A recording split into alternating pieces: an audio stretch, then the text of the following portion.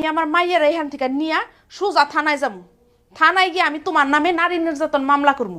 তুমি সহ তোমার বাপ মা বোন সবগুলার আমি জেলের ভাত খাওয়াবো। হ্যাঁ রাখি, চল। আম্মা আম্মা আমার যা খুশি তা করেন, কিন্তু আমার আব্বা আম্মারে কিছু করেন না।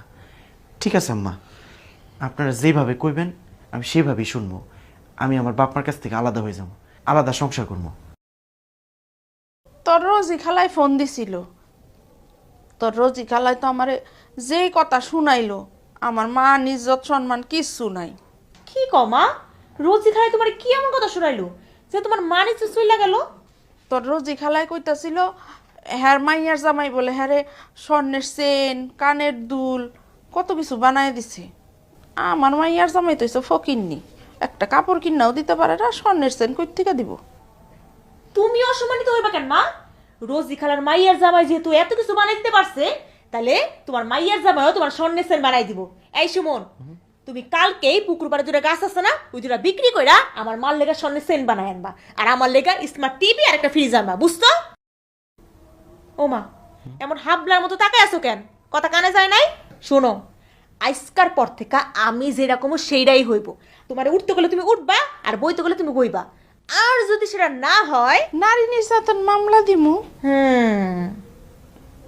ঠিক আছে আম্মা, আপনারা যেভাবে কইবেন আমি ওইভাবেই চলবো। তাও সংসারে কোনো অশান্তি না হোক।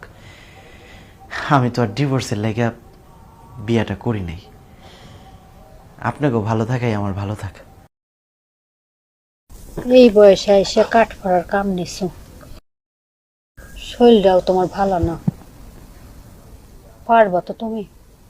পারবো না কেন, পারতে হইব।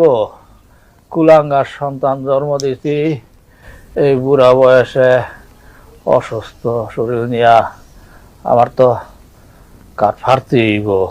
মা বুইরাই কুলাঙ্গার কইলো কারে? কারে আর কইব? সুমন রে সারার কারণে কোন আর আছে? কি কও তুমি? সুমনে কইছে? হ লত যায় শুনি কি কয়। চলো। হেই, আপনি কারে কুলাঙ্গার কইছেন? কই, কুলাঙ্গার তো কাউরে বলি নাই।